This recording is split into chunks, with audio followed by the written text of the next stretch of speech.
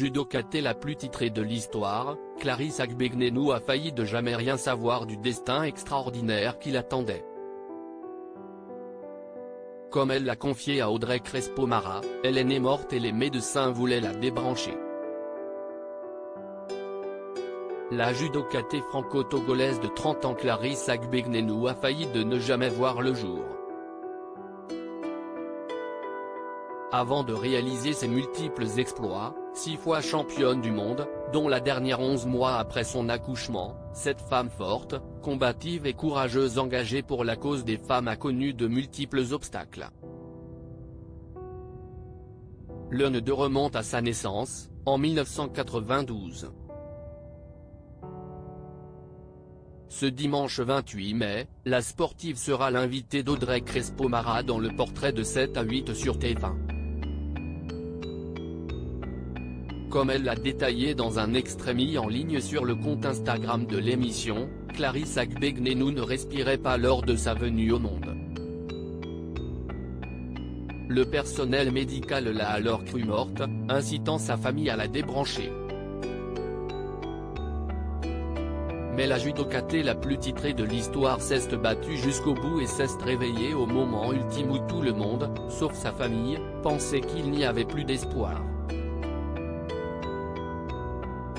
Clarisse Agbenienou, je ne respirais pas.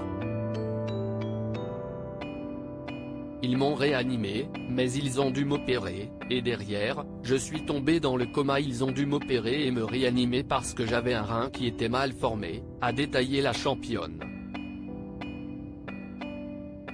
Des photos d'illustration accompagnent le portrait.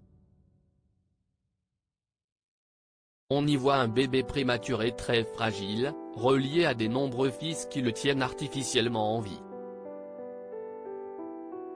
Il s'agit de Clarisse Agbenienou, séparée de sa mère pendant 1 ou 2 mois après sa naissance.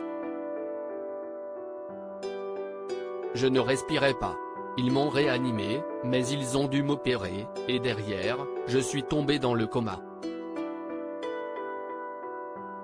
Donc née morte, réanimée, tombée dans le coma quelques semaines.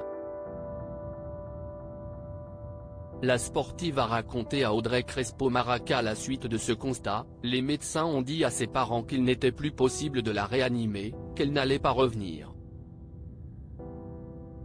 Mais ces derniers n'ont pas voulu renoncer, mes parents disaient non, attendez encore quelques jours, elle va revenir, vous allez voir.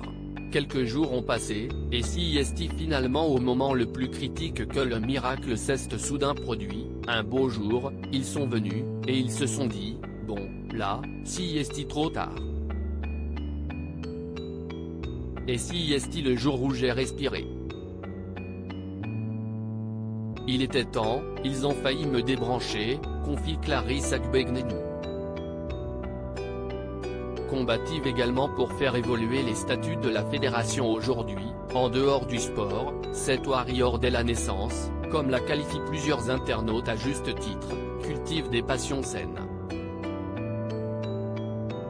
Je suis dopée à l'allaitement de ma fille, à son parfum, à la sentir, précise-t-elle notamment, un sourire radieux attestant de toute la joie de cette complicité avec Athéna, sa petite fille. 10 mois seulement après avoir accouché, la jeune maman indiquait sa volonté d'être accompagnée par son trésor, « Elle sera partout avec moi », déclarait-elle juste après les championnats du monde de Doha. Elle avait réussi à faire changer les statuts de la fédération. Désormais, les enfants de moins d'1 an peuvent accompagner leur mère dans les salles d'échauffement, ce qui n'était pas le cas avant.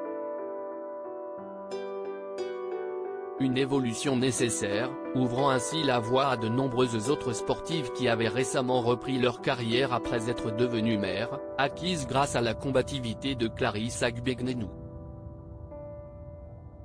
Views is post on Instagram à post shared by Audrey Crespo-Mara @AudreyCrespom.